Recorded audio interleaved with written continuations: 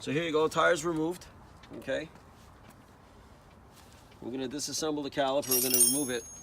You're gonna need a 14 millimeter snap-on wrench and socket. You don't have to use a snap-on, you can use a Husky or a Mastercraft or whatever. So we're gonna remove it, okay? You get in there, maybe show it. Okay, you got 2 bolts, right, one here, one on the lower level, right there, and then one on the top. What you want to do is, a lot of times they get seized, okay? You want to, what I like to do is I like to use leverage, so,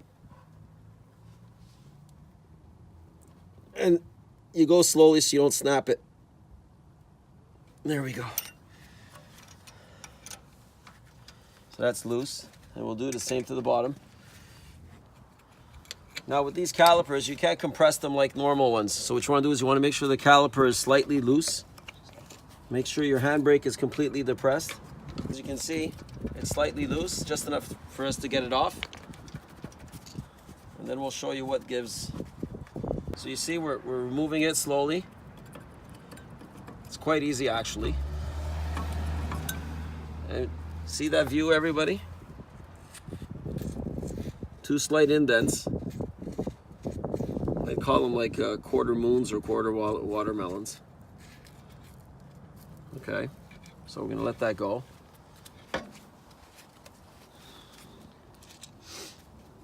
Now what I've done for those of you that are gonna get stuck like I did, it's a long weekend here in Canada. And I was stuck and I don't have the proper tool. So I'm taking long nose plier grips. These are extremely strong ones. Okay, they're for C-clips actually. When you're doing a compression job in a Porsche 911 Turbo, that's what these are for. But they're really good because they're going to go in and they're going to compress on their own, and I'm just going to torque and press. Now what a lot of people are going to find surprising is that it's such an easy brake job like I did, and then you want to put it back, and if you're not going to use these notches to set inside your back pad, there's a notch. If you don't notch it, you're not getting this caliper back on. So I literally spent about 20 minutes on the other side breaking my head. I didn't know what was wrong. And then I finally thought, I go, wait a minute, maybe there's a notch. And clearly enough, there was a notch. So as you can see, we're setting the piston in as we're turning.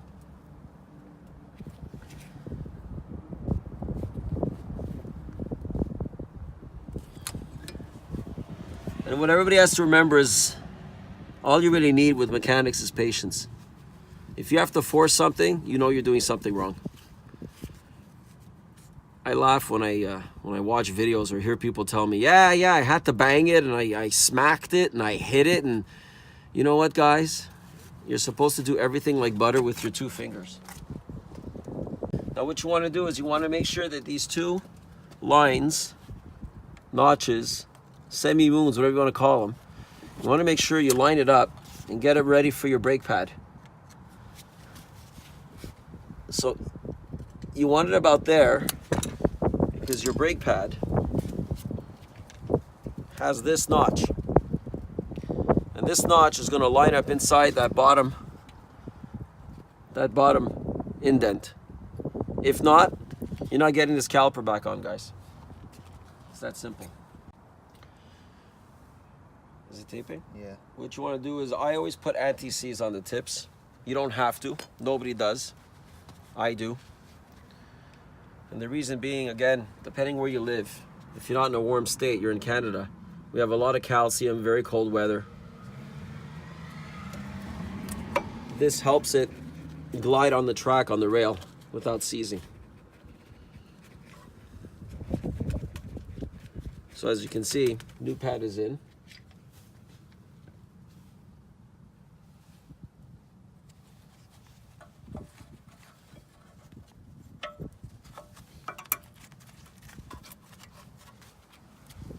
You guys can see that? Okay, new pads are in.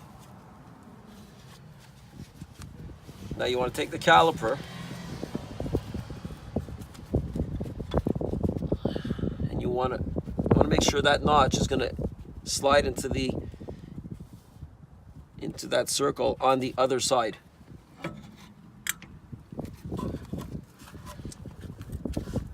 See, it's very stubborn. You can't even use your eyes, you have to use your senses. But caliper is placed back in, and what I did is I slightly notched it with my hands. So again, there's no pressure. You're just using your hands. Please don't bang it and use hammers, and if it doesn't go on, it's because it's not meant to be. So it's on, it's notched, it's slotted. You know it's in good position if you can get your retaining bolts in. And where do we put them? Right here. So it's all lined up. And there you go.